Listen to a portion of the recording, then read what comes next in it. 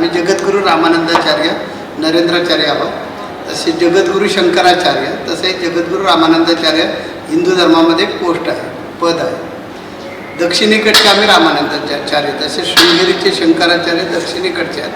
तसं आम्ही दक्षिणेकडचे वैष्णवाचार्य म्हणजेच रामानंदाचार्य आहोत, वैष्णवपंथी. माझा संदेश आहे, तुम्ही जगा दुसऱ्याला जगवा. आणि या संदेशाप्रमाणे जसं साईबाबा श्रद्धा सबुरी, तसा आमचा संदेश आहे, तुम्ही जगा दुसऱ्याला जगवा असा तो संदेश आहे. आणि त्याच्यामुळे या संदेशाच्या मार्फत सगळी कामं चालू आहेत. आजच्या तारखेपर्यंत 66 लोकांनी बॉडी डोनेट केली. 66 लोकांनी बॉडी डोनेट केलेली आहे.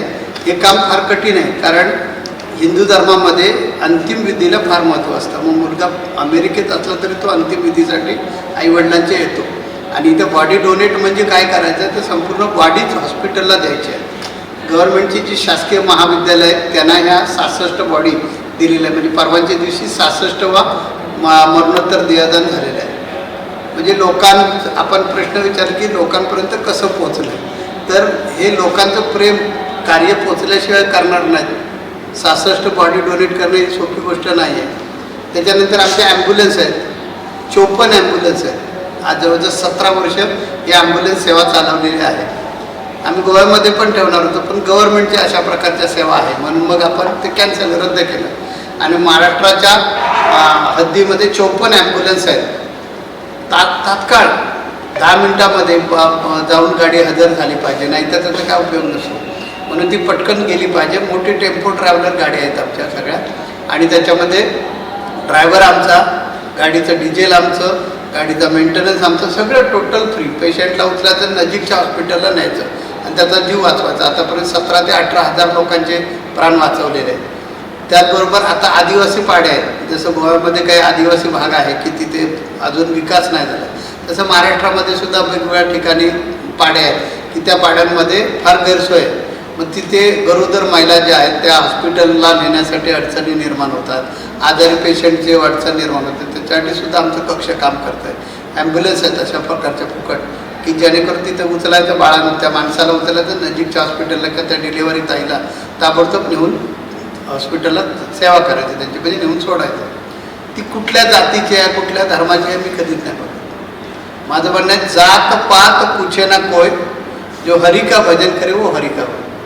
तर अशा लाईनवर हे कार्य चालू असतं. हे झालं तर आरोग्याच्या बाबतीमध्ये ब्लड डोनेट हा एक प्रकार आहे आमच्याकडे. म्हणजे दरवर्षी आम्ही एक कॅम्प घेतो. आता जानेवारीमध्ये तो लागला. 4 जानेवारी ते 19 जानेवारीला हा कॅम्प आहे. 1 लाख रक्तबाटल्या आपण गव्हर्नमेंटला देणार. ते कशासाठी, सिकल सेल्स जे पेशंट असतात, थॅलेसेमियाचे पेशंट असतात, ब्लड कॅन्सरचे जे पेशंट असतात, त्यांना आठवड्यातून काही पेशंटला 15 दिवसातून फुकट रक्त भरावं लागतं. मग ते भरणार कुठून, ते गरीब असतात लोक, भरणार कुठून. त्यासाठी दरवर्षी महाराष्ट्राची रक्त संक्रमण बँक आहे, तिला दरवर्षी फुकट आपण रक्तदान करत असतो. आता ह्या वर्षात हा कॅम्प सुरू होईल. त्यानंतर ब्लड इन नीड, युवा जेवढा संप्रदाय आहे त्यांना जोडलेला आहे.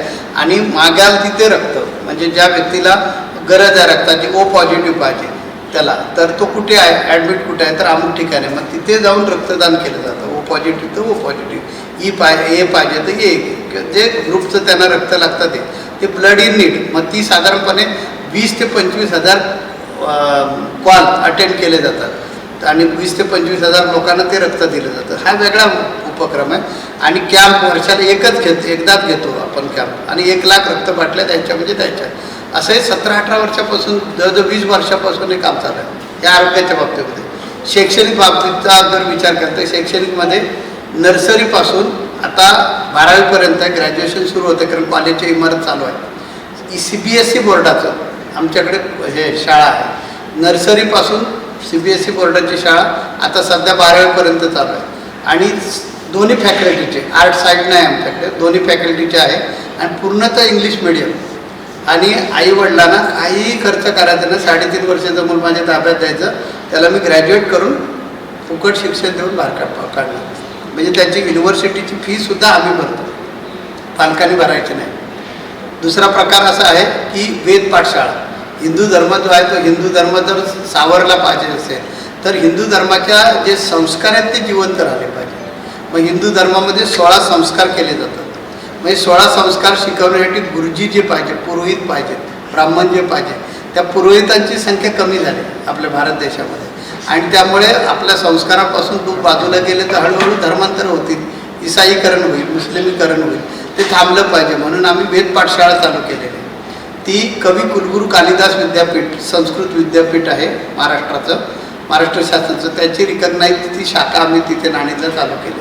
आणि हिंदू धर्मातील सगळ्या जातीच्या मुलांना, तेली, सोनार, सुतार, चांभार, नाभी, जेवढे काय असतील, मराठा, जेवढे काय जातीची मुलं असतात ती 10वी पास पाहिजे.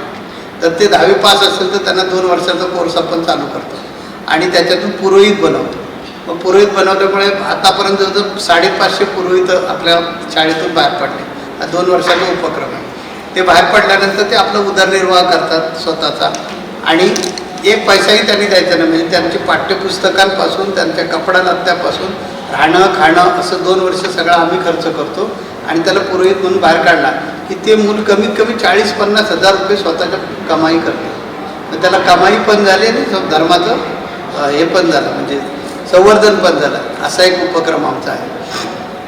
त्यानंतर असे बरेच उपक्रम, म्हणजे दुष्काळ आला तर दुष्काळ आमचा कोरोनामध्ये आम्ही प्रचंड काम केलं. कोरोनामध्ये आमच्या जेवढ्या ॲम्ब्युलन्स होत्या त्या ॲम्ब्युलन्स दिल्या गव्हर्नमेंटला.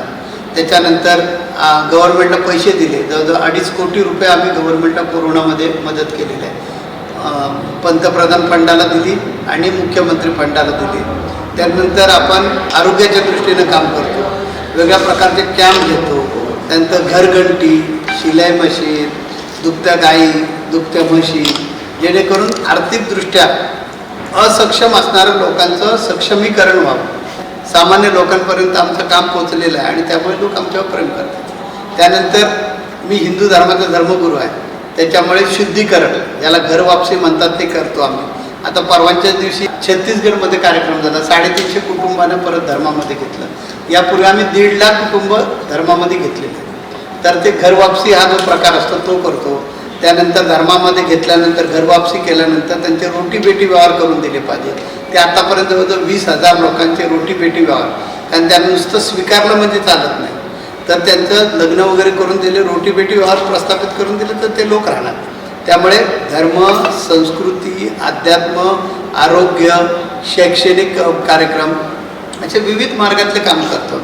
आता मागे महाडला महापूर आला होता, चिपळूण आणि महाड पाण्याखाली गेलं होतं आणि पूर्ण सगळा चिखल झाला होता. आमचे सगळा संप्रदाय खाली उतरला आणि महाड शहर जे आहे आपलं ह्याच्यातलं रायगडमधलं, महाड शहर आणि चिपळूण शहर 3 दिवसामध्ये स्वच्छ धुवून दिलं.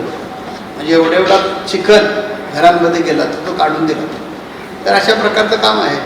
ही त्रिपुरारी पौर्णिमा जी आहे, भगवान भोलेनाथांचं इथे आपल्याला मगाशी ऐकलं आपण की आमची एकूण 13 पीठ आहेत. त्यातलं मुख्य पीठ नाणीचं आणि 12 पीठ आहेत. म्हणजे गोव्याला आहे, कर्नाटकमध्ये बेंगलोरला आहे, त्यानंतर तेलंगणासाठी कामारेड्डीला आहे, त्यानंतर मग छत्तीसगडमध्ये आहे, मध्य प्रदेशमध्ये आहे, गुजरातला आहे, महाराष्ट्रामध्ये 7 असे एकूण 13 पीठ आहेत.